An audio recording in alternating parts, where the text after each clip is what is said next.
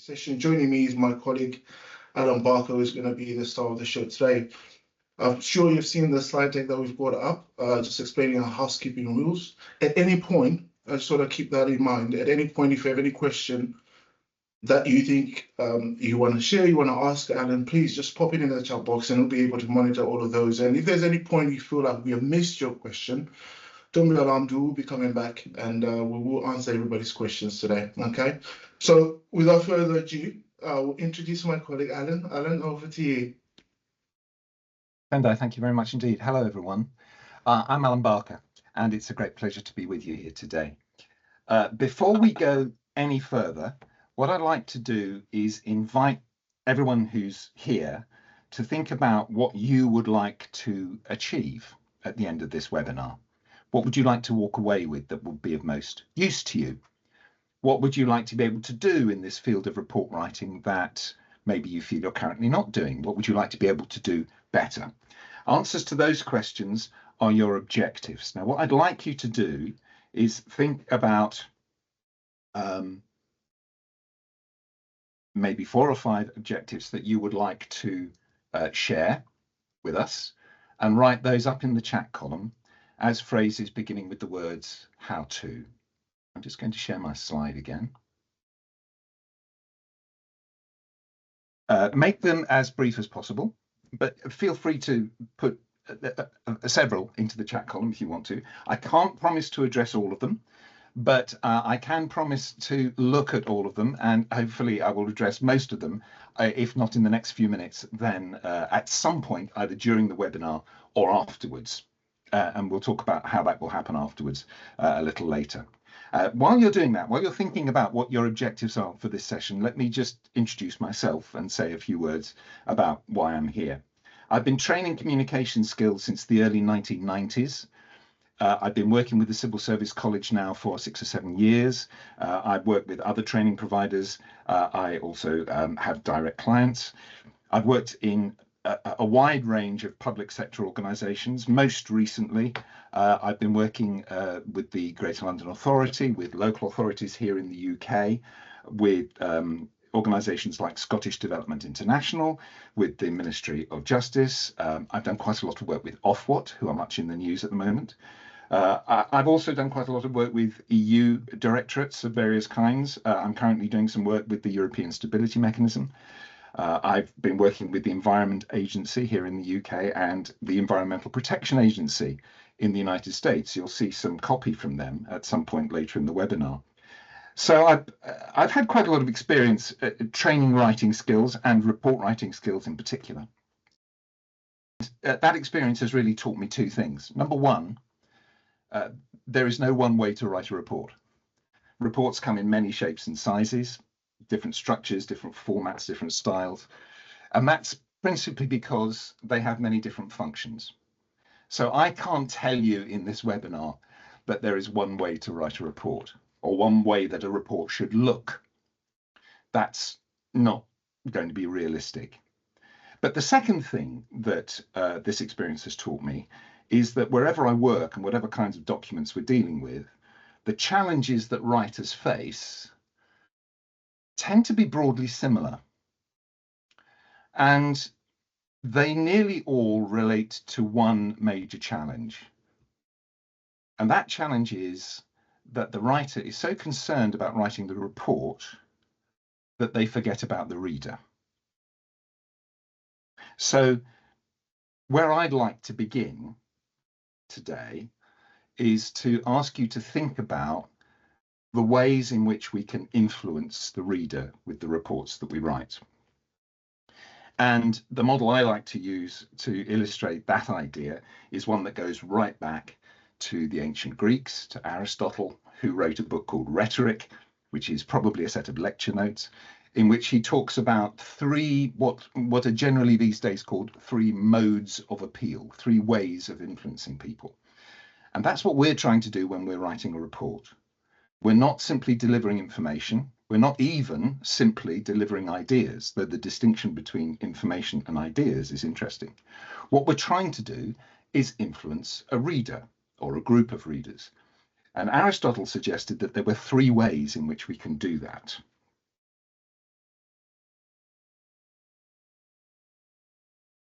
first way is he called logos. We might call it reasoning or logic. So we influence the reader by constructing clear arguments or clear explanations or clear narratives or clear descriptions. And those arguments, explanations, narratives, descriptions need to be accurate. They need to be clear. They need to be immediately understandable to the rational side of your reader's brain. But there are two other dimensions to the business of influencing the reader. The second one, Aristotle called ethos. We have the word ethos in English, of course, as well. It doesn't quite mean the same thing. Here, ethos means the authority with which we speak or write, our credibility as a civil servant or a specialist or a subject matter expert. Where would that authority and that credibility come from when you are writing your report? It will come from evidence, obviously, but it will also come from your experience, from the way you write, and from all sorts of other aspects of your personality as well. Not maybe your personality, your role as well. So we influence through logos, we influence through ethos. And the third mode of appeal, some of you probably already know what I'm going to mention, is what Aristotle called pathos. Pathos means appealing to your reader's feelings, and it's easy to forget that all readers have feelings. Even the most hardened minister or politician has feelings. So appealing to their feelings is an important part of influencing them, and also appealing to their imagination. So bringing ideas alive with concrete examples, telling stories, anything that helps to activate that part of your reader's brain will help to influence them. So everything we're doing when we're writing reports needs to embody these three dimensions. Logos, which is rationality, logic; ethos, the authority or credibility with which we speak or write; and pathos, which is appealing to people's values, their feelings, their imagination. So everything we're going to do has that model in the background. So let's go back now to the objectives. I hope you've been writing some objectives up on the chat column.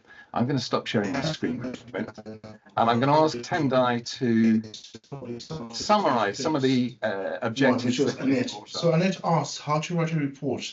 I'm new at this. Let me fire probably a couple, then you can answer in those stages. So Annette asked how to write a report. I'm new at this. The second one was from Deborah Daniels, how to effectively communicate risks. So I don't know if you want to start off with those, then we can work through the rest. Yeah, keep going. Okay, give me lots more.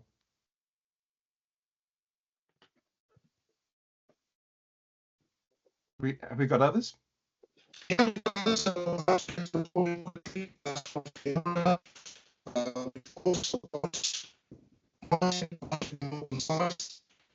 can't hear you, Tendai. Your sound is not. How to grab readers' attention. And this one was interesting, from MDMA, how to convince senior management. Keep going. Yeah, keep going. We've got Bharadwaj, KB, how to be impressive, use less words and say more, being effective. How to use fewer words, did you say? How to use fewer words? We've got Helen, how to be more concise. We've got Karen, avoid perfectionism in my writing. Did you say also avoid perfectionism? Sawa, how to feel confident in the report that you produce. And we've got Paul, how to write less emotively. Yeah, how to write less emotively.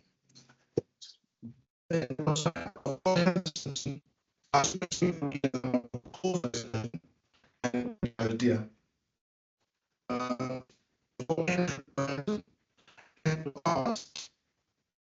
How to communicate, or how to communicate better and more informatively. Formally, And Sadak also asked a similar question, be concise and to the point, which seems to be a majority of our questions at the moment. How to influence the data and link the data with words. That's Heather again. You know, for Sharon, how to keep reports concise,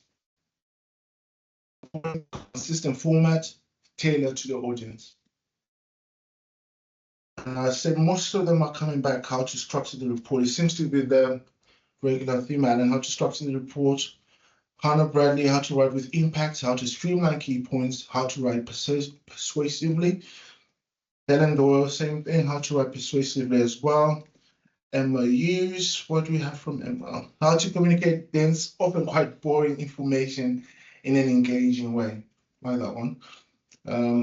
Ari Sananta, how to make an understandable academic report. Ophelia, how to summarize, I don't know how to say that, how to summarize voluminous data from report. Yeah, excuse my pronunciation, Ophelia. Apologies for Yeah. that. Andy again, how to improve or edit, top tips. Then we've got Ozuna Maria, improving writing.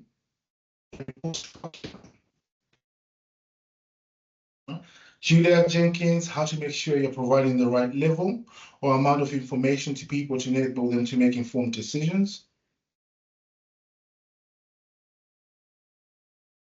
Femi, I see you got your hand up. Is everything okay? And I saw Carmilla as well. Camille had her hand up earlier, unless it's some. Sorry, that was by accident. Tendai, can you hear me? Tendai, are you hearing me? Tendai, can you hear me?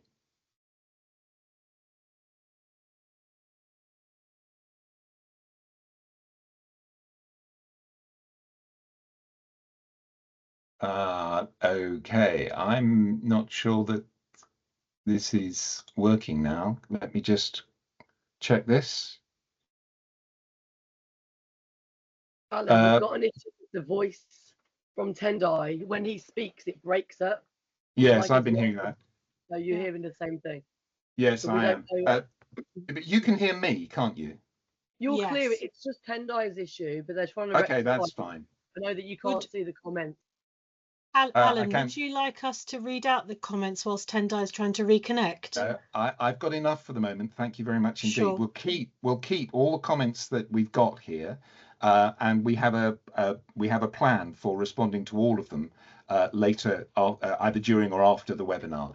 But I've got enough for my purposes right now. So thank you very much indeed, and thank you, Tendai. Let me share what I've got here. I may not have captured all the ones that Tendai told us because, like you, I had difficulty hearing him. But let me show you what I've got. Here it is, and I'm going to just reduce the point size a little bit. So you can see that I have organized your objectives into different sections. The first are overall objectives. So O here stands for overall.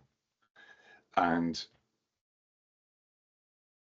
those overall objectives include doing it from scratch, avoiding perfectionism, increasing confidence. And there are probably other overall objectives.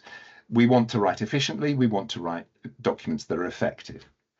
Then there we've got these other two lists. The big list, the purple list, is all effectively about planning.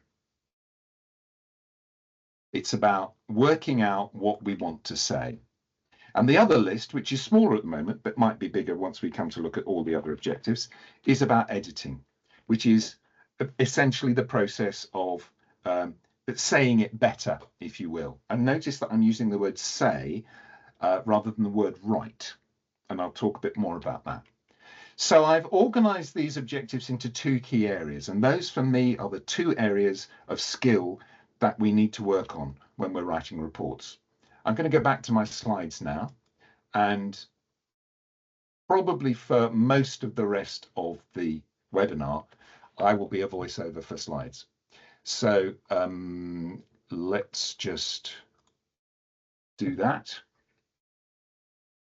I talked about planning and editing. So planning is the first part of the process. Then we draft based on our plan, and then we edit the draft. Allegedly. That's how you do it in a webinar anyway. Webinars have boxes, made sometimes with arrows between them. But life is not a webinar, and life is not as straightforward and simple as that. So you may well start by drafting a document before you do anything else. You don't have to follow these 3 boxes in this order. All I'm suggesting is that if you do, you will do the job more efficiently. Planning is working out what you want to say. And once again, notice that I'm using the word say rather than the word write. I think a lot of good writing has a lot in common with good speaking. If you read out a paragraph that you've written aloud, or better still, if you ask a friend or a colleague to read it out aloud, you'll soon see whether it sounds okay. If that person can read it and make sense of it as they read it, it's probably reasonably well written. If they can't, then maybe it's not. So the relationship between writing and speaking is extremely interesting. We're not trying to write as we speak, not quite. But if our writing is informed by the way that we speak, I think that on the whole, it will be better. Many of the problems that arise with people writing is that they try to write differently from the way they speak. And that causes problems. So I'm not saying exactly write as you speak. I'm not exactly saying that, but I'm saying something quite close to it. Planning is working out what you want to say. Editing is working out how you can say it better. And those are the 2 areas that I want to focus on for the rest of this webinar. You'll notice also that the drafting box on my little diagram here is smaller than the planning and the editing boxes, and that is because as far as drafting is concerned, I think it's the area of report writing, or any kind of writing really, that we should pay least attention to. Drafting is just the business of saying it. You can't get it right first time, so don't try. Instead, there's a series of guidelines that I will share with you a little later in the webinar about how to draft more effectively. But drafting is relatively unimportant. The really important work is in the planning and the editing. So I'm going to proceed now for a little while to talk about planning and how we go about planning. What I'm interested in is sharing with you a method that we can apply in a wide range of circumstances to all of those different kinds of reports that we write. And in my experience, that method is generally successful. So the method begins with planning. And there are 3 key planning questions. And those 3 key planning questions are why? What's the purpose of this report?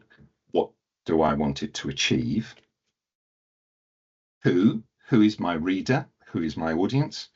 And what is it that I want to say in this report? If it's a report, then it's likely that I will want to say quite a few things.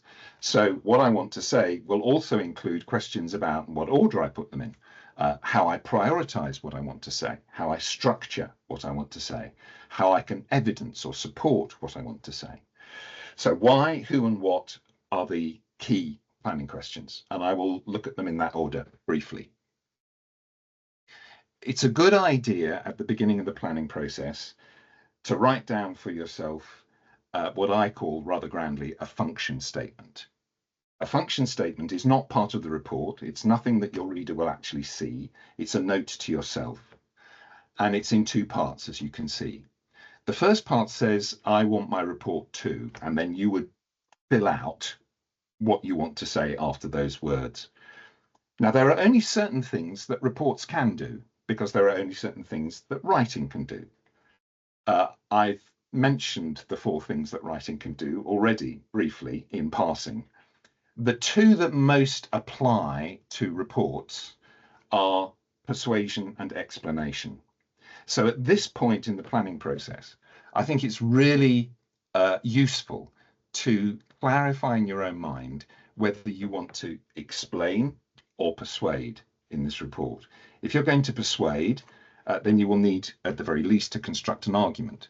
And you'll also need to think about how you can influence through ethos and pathos, through your credibility, the credibility of your argument, and your credibility as that person pursuing the argument, and how you can inflect that argument with the colour that will excite your audience's imagination and their feelings.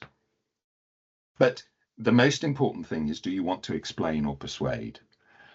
And very often, when I'm working with people on their reports, that first question can become problematic.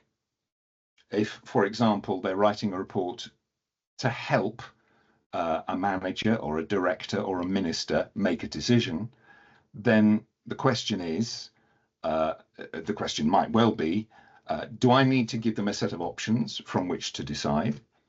Or am I being tasked to recommend a course of action that they should take? And of course, some report writers will say, well, I'm being asked to do both. Very good.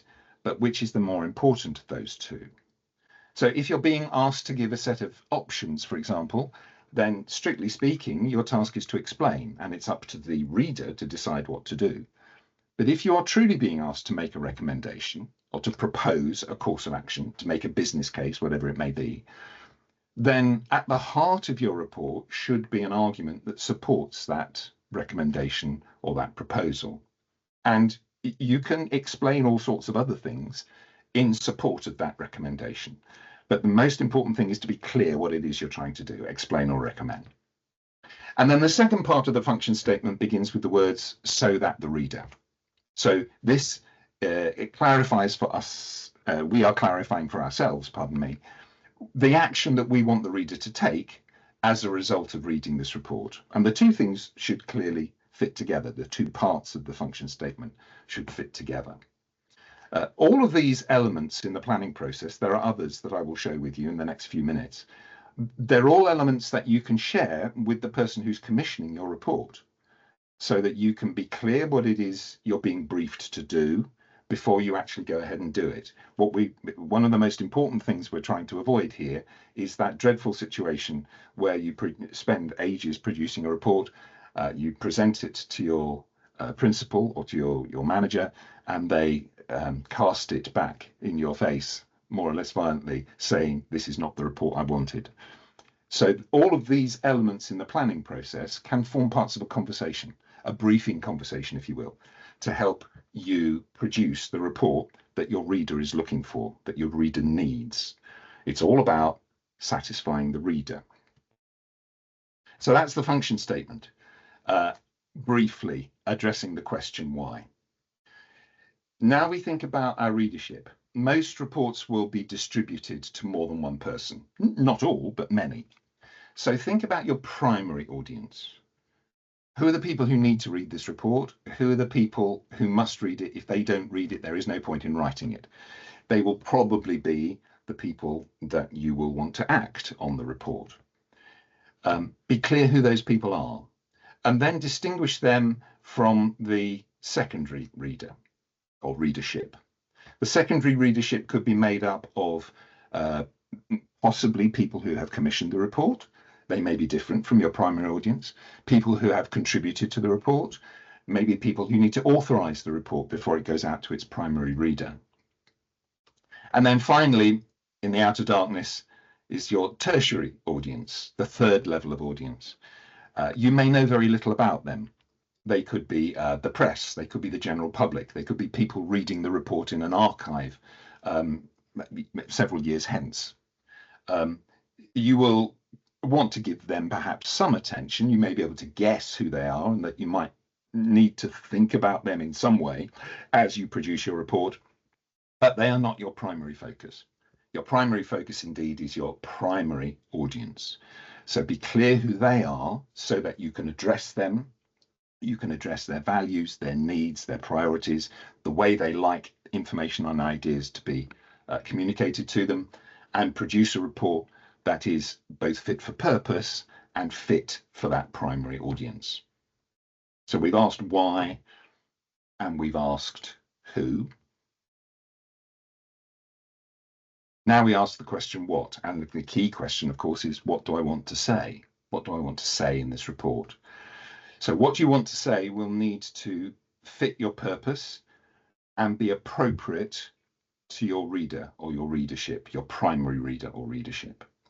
And here, because I'm working fast and we're taking shortcuts, there is a slogan, if you will, that I think is very important. It's so important that I'm inclined to say, if you take nothing else away from this webinar, take this idea away from it, because more than anything else, it will help you to make reading easier.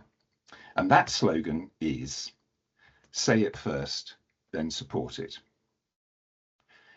Do not be tempted to take your reader on a journey towards a conclusion.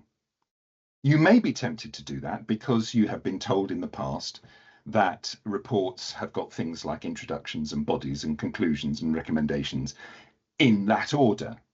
Well, maybe. And I'm sure there are plenty of reports that are still structured in that way.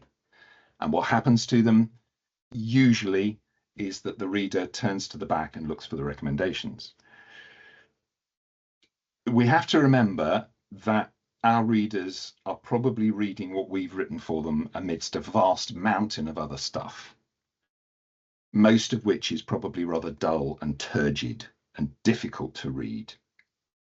They want to know what we have to say, and they want to know now. In fact, ideally, they would like to know what we have to say in this report without having to read the report.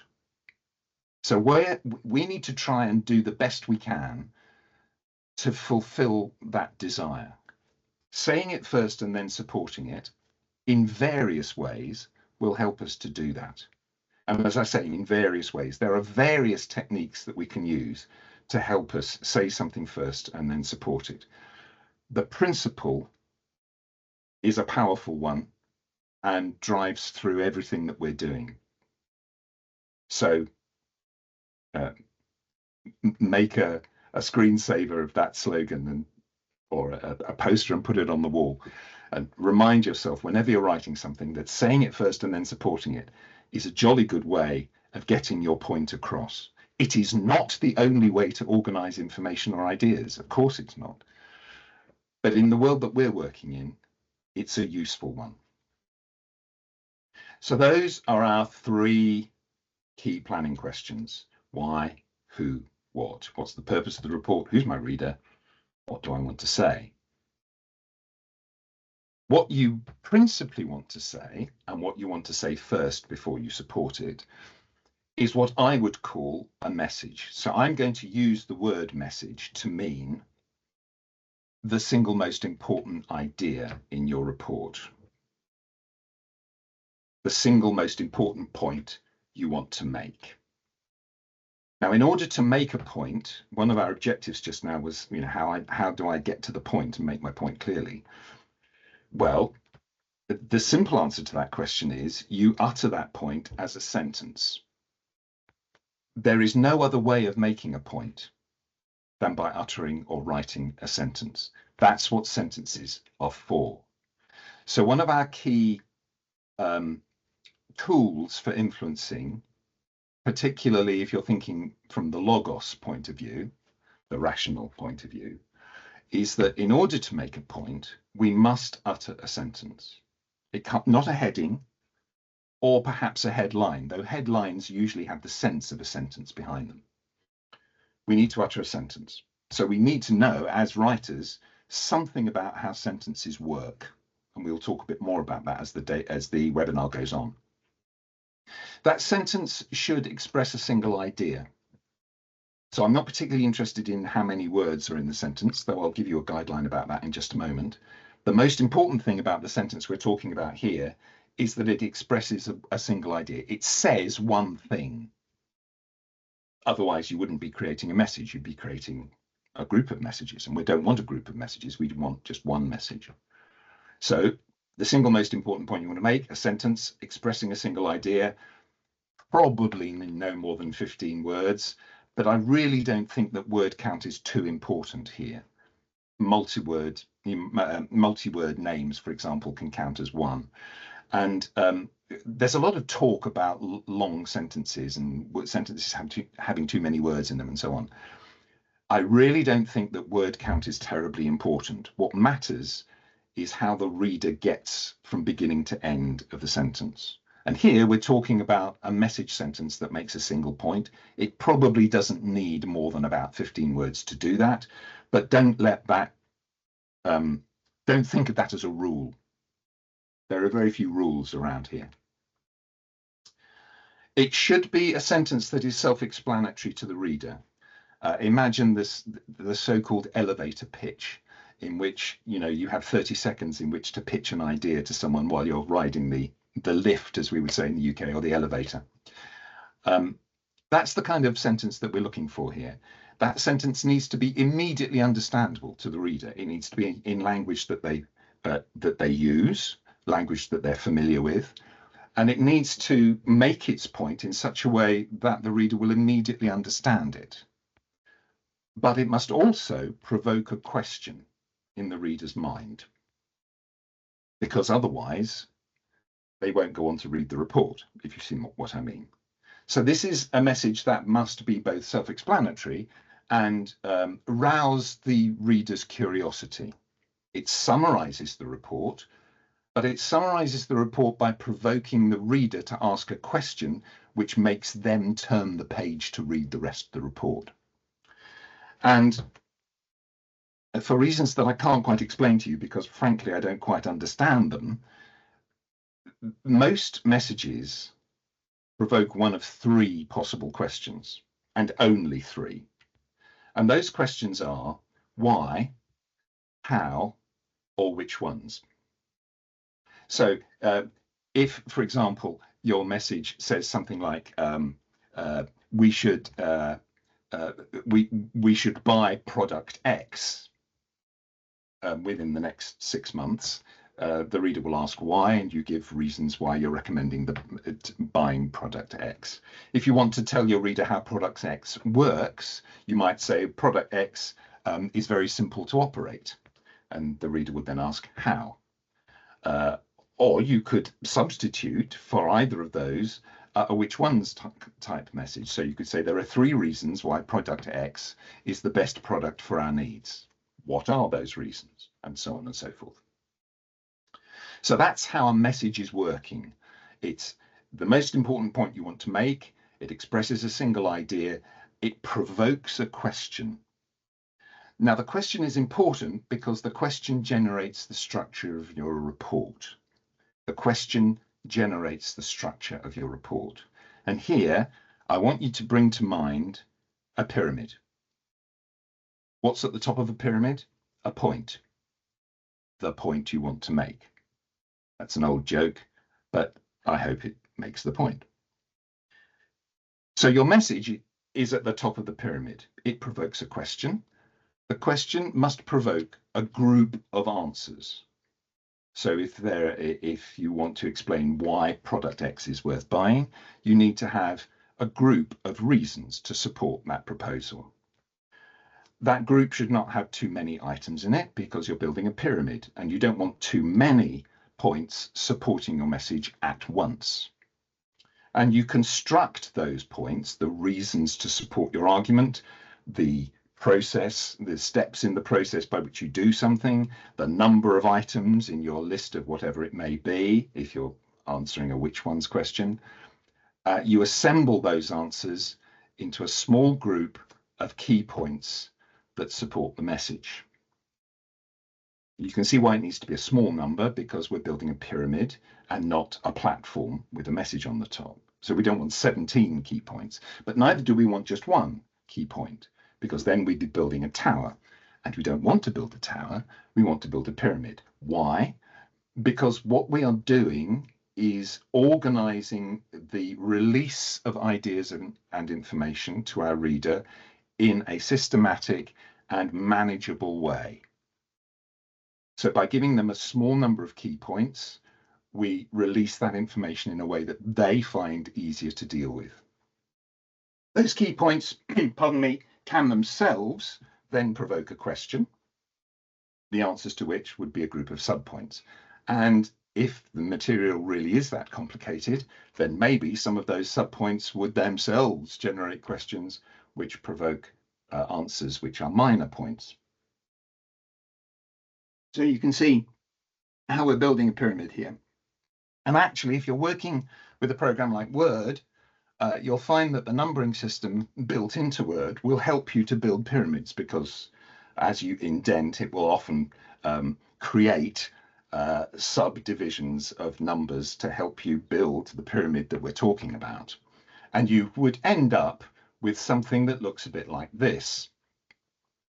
This is an outline, which is fundamentally the end of the planning process. This is the plan of your report. You'll see that it's got the message at the top. Ignore the introduction just for a moment. And then it has a number of numbered points that support the message. So if the message is we should locate new plant in Gatheringham, you'll notice that key points 1, 2, and 3 are all reasons to locate the new plant in Gatheringham. As it happens, they're all about costs, which wouldn't be surprising. You can then see that each key point is itself supported by a group of other ideas in exactly the same way. The process of creating the pyramid is consistent at each level. And you will also notice that everything is written in sentences, because we are planning what it is we want to say, not just the headings of the sections of the report. So that's how pyramid building helps us to organize our ideas into a structure that is user-friendly, that the reader will find easier to use. The aspect of this outlining process that, of course, I haven't talked about so far is the introduction. And another of the problems that sometimes arises when I'm working with people on reports is a confusion between summaries and introductions. So let me try and clarify that confusion. What you're looking at here on this slide is called an outline, but of course, effectively, it's the summary of your report. So think of this as the summary. It includes a summary of the introduction, but the introduction is not itself a summary. The introduction is, if you will, the story of how the report came to be written. So here, we're using a rather different structure. To create our introduction, we're not building a pyramid, we're doing something else. And that something else, I usually summarize by using these 4 letters here, SPQR. Some of you may recall SPQR as the motto of the Roman Empire. This is a photograph of either something Roman or something in the city of Rome, because it's still the motto of the city of Rome. If you ever go to Rome, you'll see SPQR all over the place. Here, it stands for 4 things. S stands for situation, P stands for problem, Q stands for question, and R stands for response. So the situation is a sort of once upon a time statement. It's the starting point of a story or a narrative. It's a place where your reader already knows something or is already familiar with something. Within that situation, a problem arises. The problem is maybe that something has gone wrong.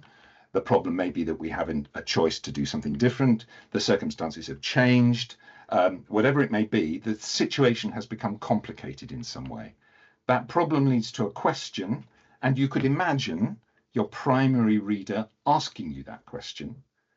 And the very fact of answering that question is what has led to you writing the report. So the response to the question is, in fact, your message. It's the most important point you want to make. So this is not pyramid building. This is storytelling. And an introduction is essentially the story of how your report came into existence. You might call it context or background. And I've got an example here. You don't need to read this because I will take you through it. This is from the Environmental Protection Agency in the United States. So you'll notice that some of the spellings are American. I haven't changed them because this is an American piece of work. And it's a very good example of a kind of double introduction. I'll read it out for you. On the Great Lakes, cargo ships travel a system of hundreds of miles of waterways to deliver critical goods to domestic and international markets. That's the situation statement. Keeping those waterways operational requires maintaining navigation channels and harbours at a safe depth for ships. That's the problem statement. Across the United States, federal navigation channels and harbours are maintained through dredging or removing sediment from the bottom. That's the first response. The question was, how do you keep those waterways operational? And the answer is by dredging. But that creates a new problem. This process excavates about 4 million cubic yards of sediment a year, which then needs somewhere to go. When making decisions, that's a kind of question, for managing this dredged material, state and federal agencies and port authorities must navigate a complex web of environmental and logistical challenges.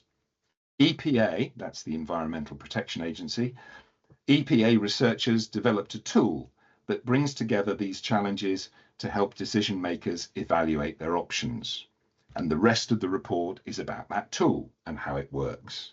So you can see here, this is a kind of double SPQR that sets the scene, gives us the background for the report that we're about to read. So we've got these two structural devices that we use to help plan our report. One is pyramid building, the other for introductions and backgrounds and context sections is SPQR or something similar, which is essentially a narrative structure. Put those two together and we can create the outline that we have just been looking at. So there's the introduction, which states the background to the proposal. And then this whole outline will act as the summary for the report, which we then go on to write. I'm very conscious of the time, so I'm going to keep going here because we want to spend a little bit of time answering questions if we've got time to do so. But I've only just finished with planning. I talked about drafting and I said I didn't have a great deal to say about drafting. So this is what I do have to say. When you come to write the first draft, write quickly, write in your own voice. In other words, imagine speaking to your reader and write down what you would say to them. Use the reader's language where you can and where you know it. The more familiar that language can be to the reader, the more at home they will be, the easier that reading will be. If you can write without interruption, do so. Very difficult in many office environments.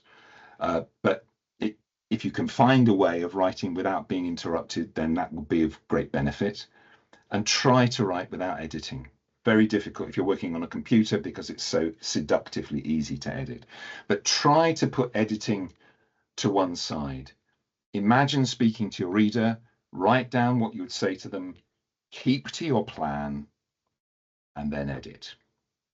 So in the final part of this webinar, this canter through the process of report writing, I want to spend a little bit of time looking at the key techniques of editing. And of course, this is scratching the surface. But I think that the techniques that I will share with you are powerful and important ones, and they are the ones to focus on. We edit on 3 levels. This is the first thing to say. Edit paragraphs before sentences, and edit sentences before words. If you edit individual words here and there, you will probably be there for the next week, and you may not necessarily very greatly improve the text. But if you work on your paragraphs first, you can probably make big improvements for relatively little effort. So let me talk to you briefly about editing paragraphs. A paragraph is a group of ideas, a paragraph is a group of sentences all relating to one idea. So that's what a paragraph is. That's how a paragraph works. Everything in the paragraph should relate to that one idea. That idea should be expressed, the message of the report should be expressed in a sentence. And we call that sentence a topic sentence. It's a simple, just like the message sentence, it's a simple sentence. It says one thing. It probably doesn't include more than about 15 words, and it summarizes the paragraph. All the other sentences are organized in such a way as to support that topic sentence coherently. So if we were asked why the sentences in the paragraph are in the order that they are in, we would be able to explain. It helps if we vary the sentence length. That helps to make reading easier. And it helps if we use what are called transitional devices, ways of connecting sentences together so that the reader can see how one sentence connects to the next. And finally, the paragraph is developed adequately, which means that it is developed in such a way that the reader doesn't feel they need to know more when they get to the end of the paragraph. That's probably the least easy to judge of these four qualities. But let me show you a paragraph that does all of these things so you can see how it works. This is from the Greater London Authority. The overriding challenge in Inner London will be to improve recycling rates in flats or apartments and on estates. That's the topic sentence. It provokes the question, why? The rest of the paragraph expands upon that idea by telling us why. Flats account for around half of London's housing stock. Most of these can be found in inner London boroughs. Recycling and composting in flats and estates is low, typically around 10%. Increasing recycling in these properties is imperative if London's average recycling rate is to improve. Notice that the sentences are of varied length, so it goes short, short, quite long, slightly shorter. Notice how the sentences are also connected. So most of these is a transitional device, these referring back to the flats. Repeating the word recycling across a sentence break also helps the reader to understand how the sentences fit together. So this very short paragraph illustrates very well the four key characteristics of an effective paragraph. One idea expressed in a topic sentence, the rest of the sentences in the paragraph supporting that topic sentence coherently and adequately. Edit your paragraphs in that way and all sorts of other things will improve almost without you noticing. So you get major improvements for relatively little effort. If there's one editing technique that I think is more powerful than any other, it is the technique of the topic sentence. Effective sentences. We want sentences that aren't too long or too complicated, but we also want sentences that vary. And one way to help our sentences to work better is to think of them as taking your reader on a journey. The points of maximum attention for the reader are the beginning and the end of the sentence. So we can exploit those points of maximum attention. We put, to put it very briefly, we put old information at the beginning of a sentence and new information at the end of a sentence. Here's a rather long passage, but I'll take you through it and you'll see what I mean. The forthcoming election, this was written many years ago, the forthcoming election will be dominated by a complex debate about taxes. This debate provides an opportunity for the country to take a new direction in tax policy. We can move away from the flawed trickle-down policies of the past decade and towards a more progressive and fair policy. This new policy should include three key measures. I'll stop there because it's clear that what's going to happen in the next sentence is listing those three key measures. But the point I want to make is that the beginning of each sentence has either old or familiar information, and the end of each sentence contains the new information that the next sentence is going to go on to talk about. And I've illustrated that by underlining the old information and putting the new information into bold. So in the first sentence, the forthcoming election, familiar information, will be dominated by a debate about taxes. This debate, the new information in the first sentence, becomes the old information in the second sentence, which then takes us towards a new direction in tax policy. That new information becomes the old information in the next sentence. We can move away, the new direction, towards a more progressive and fair policy. This new policy, and so on. 3 key measures, which are then listed. So you can see that this old information to new information way of sequencing sentences helps your reader understand what you're saying far more easily than any other way of organizing them. It's how we read. We want to know, first of all, what the sentence is about, and then we want to know where the sentence is going. Your reader wants to find the end of the sentence as quickly and easily as possible. And when they get to the end, they want the destination to be interesting enough to read the next sentence.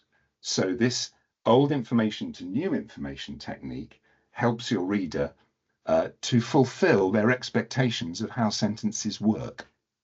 We're making reading easier. Okay. Here's another technique that will help your sentences come to life. It's a technique that I call characters in a story. We all know that a sentence should have a subject. The subject is what the sentence is about. And we know that the sentence should have a verb which explains what the subject is doing in the sentence. So in this technique, what we're trying to do is make the subject of the sentence act like a character in a story. It doesn't have to be a human being, but they have to be able to act. The character has to act as if we could draw a cartoon version of them. Let me give you an example. This is another EPA sentence. Sharing current and accurate information about wildlife smoke is very important to people in areas affected by wildfires, especially where monitoring data are sparse or absent. So where are the characters in that sentence? Well, they're there. They're the people in the areas affected by wildfires, but they are not the subject of the sentence at the moment. To make them the subject of the sentence, we don't need to talk too much about grammar. Simply put them at the beginning of the sentence and rebuild the sentence.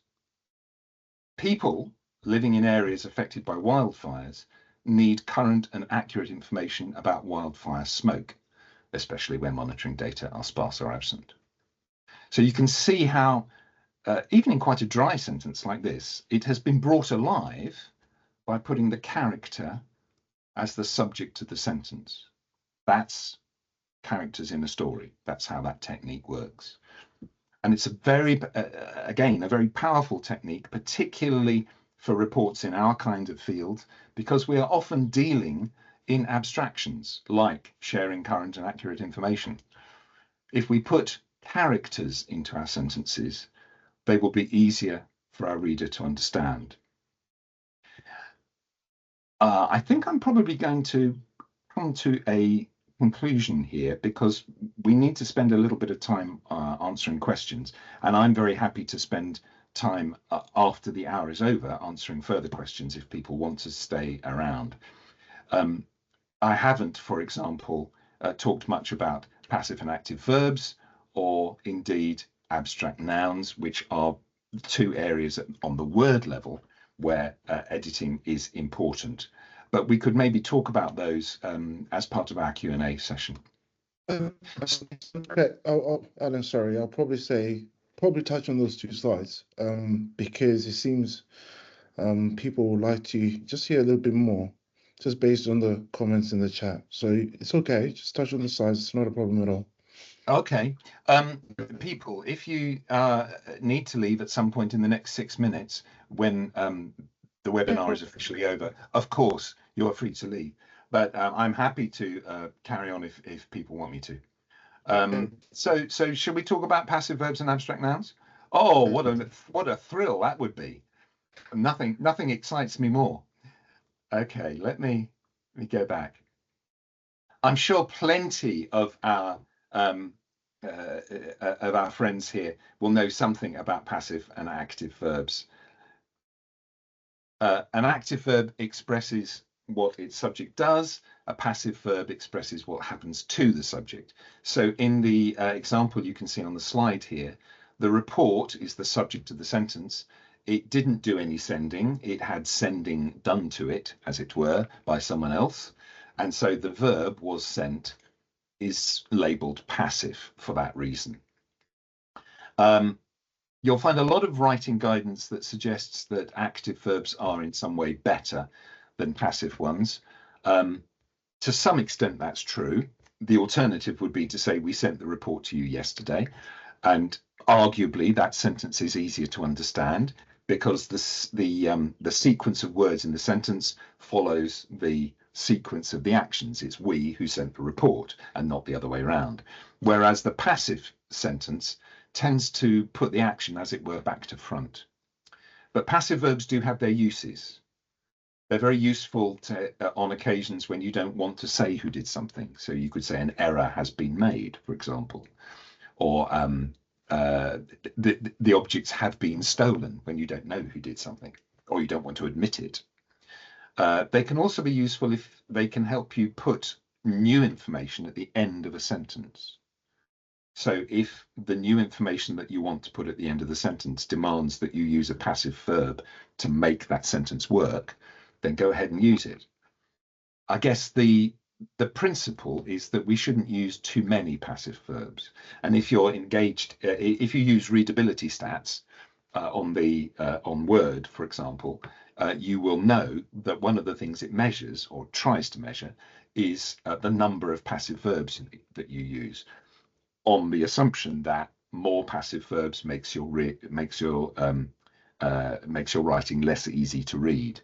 There's some truth in that. So we're not denying passive verbs. We're not banning them, but we're trying to ration them, not use them too often. Maybe a more important area is the area of abstract nouns. Nouns name things: table, chair, lamp, watch, tie, waistcoat. Abstract nouns name things that are not physically present in the world or that we can't sense through our five senses. You'll see some examples on the slide here. Some abstract nouns are short words, words like use, for example, or faith, or anger. Some abstract nouns are long words and they will tend to have standard endings. ION or TION is probably the most common in English of those standard endings, closely followed by MENT, measurement, management, development, ANCE, ITY, and then there are others like AL, as in referral or accrual. But these are probably the most common endings. What's wrong with abstract nouns? Well, they're not very good at stimulating your reader's imagination. They're not very good at the pathos side of influencing. And if we use too many of them, we create a kind of fog in our writing that our reader will find difficult to find their way through. I'm quite pleased with that metaphor. Think of creating too much fog with your abstract nouns and the effect that will have on your reader. That's not what you want. You want to clear the fog. Many of these abstract nouns have got verbs hidden within them. So the word action has the verb to act, implementation, the verb to implement, not one of my most favorite of verbs, but there is a verb to implement, information to inform, measurement to measure, management to manage, development to develop, and so on. Maintenance to maintain, governance to govern. Relevance doesn't work. Authority doesn't work. But authority and responsibility and functionality will sometimes go to adjectives rather than verbs. So what we're trying to do is transform these abstract nouns into something else. The best thing that we could transform them into is a verb, because verbs, most verbs, action verbs, give our writing life. If we can't turn them into a verb, then we might be able to turn it into an adjective, so we could turn suitability into suitable or functionality into functional. It won't always be possible, or rather the possibility won't always be there. You see what I'm doing there? But where we can, we should remove abstract nouns and replace them with something that is more lively, more engaging to our readers' imagination. So passive verbs and abstract nouns are probably the two big areas where we, at the word level, where we can edit to help make reading easier. So we, instead of saying we shall make our decision, there's the abstract noun, we can say we shall decide on Friday. One of the effects of removing abstract nouns, and indeed transforming passive verbs as well, is that our writing becomes less formal. It might sound less professional. It might sound less academic. You might not want to do that. If you don't want that, if you want to continue to sound more formal, then by all means, use the passive verbs and the abstract nouns. But the risk is that you will make reading more difficult for your reader. It's a risk. There's no kind of black and white here. It's no either or. We're making decisions. We are deciding what we want to write. And we decide on the basis of a whole host of factors, not least what our readers expect and how we can make reading easier for them. Different readers have different expectations, or rather they expect different things. So the more we can fulfill those expectations, the easier they will find it to read what we've written for them. That's one of the issues that I have with the whole notion of plain English. Plain English is fine as far as it goes, and it's about finding shorter words for these longer ones. Yes, fair enough. But I think that making reading easier means doing more than simply using the guidelines of plain English. In particular, I think that plain English can prove difficult for readers who are reading English not as their native language. That's not very well put, but you understand what I mean. For example, if we were to ask someone whether they could make a meeting on Friday, that would be plain English. But someone who wasn't familiar with the idiom would be concerned or confused about the word make. Do you want me to make something for this meeting? What might that mean? If you were to use the longer word, like attend the meeting, then arguably your meaning is more accurate, it's more exact, it's more precise. And particularly in an international or a multilingual setting, your reader will thank you. You'll be making reading easier. So writing to make reading easier is not necessarily just about using plain English. Using the longer, less plain word may on occasions be more accurate and easier to understand. So that is the last of my slides. Tendo, shall we go on and just do the farewell slides, as it were? Yeah, I see that. So, we are not for just to housekeeping. Okay, with that. Also, please, you can see the scan the barcode. Tendai, we can't hear you. You're technically breaking up. No. No. Can you hear me now? Oh, carry on. Now we can. You go in and out. All right, I'll shout out. I was just saying that That's my okay, two colleagues' that's names. Yep. My two colleagues' names. Just use our scan code and our LinkedIn page, please. Then the next page will probably tell you about our next webinar. But in the meantime, please feel free to just ask Alan any questions now. The chat box is open. We will be sending the link for the YouTube video 48 hours after today. And like we said, anything that we missed in the chat box, Alan is going to kindly respond to all those questions, and we'll put it on the video's description as well. So don't feel like we didn't reach out to everybody. And I apologize for the internet connection. I don't know what's going on. Normally, I'm usually clearer than this, but yeah, I hope we're open for You're doing questions. fine now. You're nice and clear now. So here, friends, is the first QR code. That will give you the link to the report writing course on the YouTube channel, as I understand it. Here is the second QR code, which you can use to find out more about future webinars and conversation events that Tendai and his colleagues are organising. So I'll just leave that up on the screen in case people want to use that as well. There's a few thank yous coming in, Alan. Everybody's saying thank you very much. It sounds so basic and so simple, but it was very effective. And like I said, we're still online. If you want to ask Alan a question, just unmute yourself or just ask us through the chat box. We'll pick it up and Alan will answer them as well, okay? Yeah, I'm still here. Thanks, Can we Alan. ask a question? Sure. Please do share, Over the sir. chat? No, you can share now. It's fine. Is it okay if I ask the question? Yeah? Yeah, it's fine, sir. Absolutely. Yeah.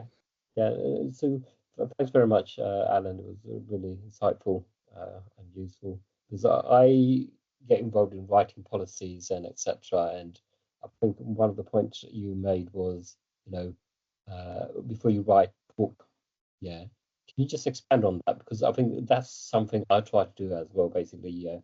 Try to my first draft is just writing as I would speak to someone, then transferring that into how I would present it in a policy document or something like that. If you could just, maybe just expand on, what you said about, just talk. Yes. Are you planning the paper before you start drafting it? Presumably you are. Yeah, sometimes I just go straight into it, actually. Right. Okay. Well, that's an interesting thing to talk about. Yes, you can do that. That's the very creative way to do it. We don't do creative at the Civil Service College. That's not true. But you take my point. Yes, you can simply write in order to work out what it is you want to say. Of course, you can do that. Many writers will do that. Let me just give you the other QR code if people want that. What that means is that you will need to go back once you've worked out what it is you want to say and plan it, as it were, plan it retroactively. Imagine trying to build a house without a plan or a design.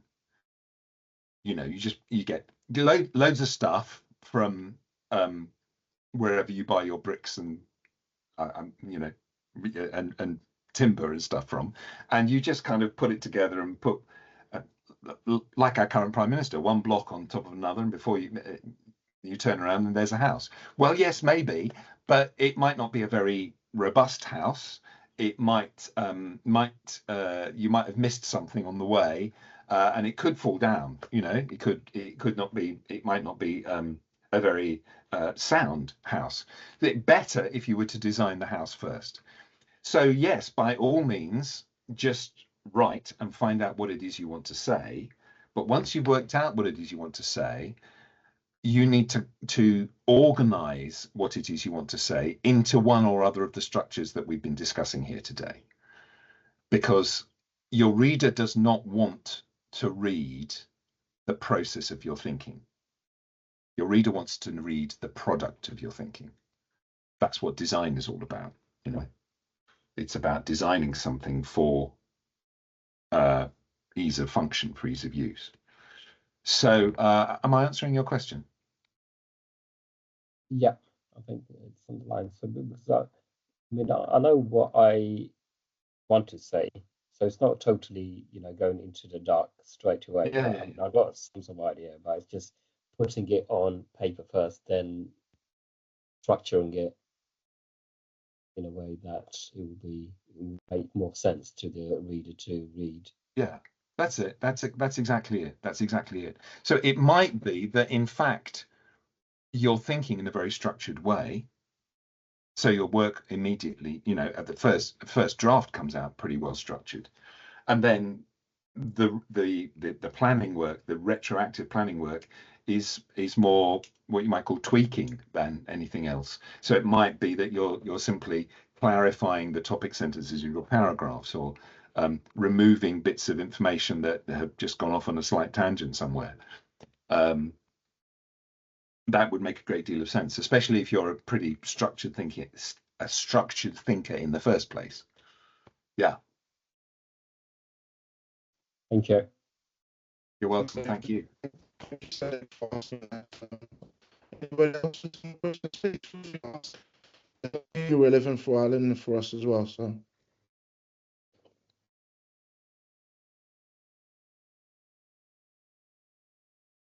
If anything else about the webinar, please just, like I said, send the questions in the chat box. We will monitor that as well after. Alan will look at responding to them as much as we can. But if there's no other questions, thank you very much for joining us. And I hope you enjoy the rest of the afternoon or evening, because I know we're all in different time zones.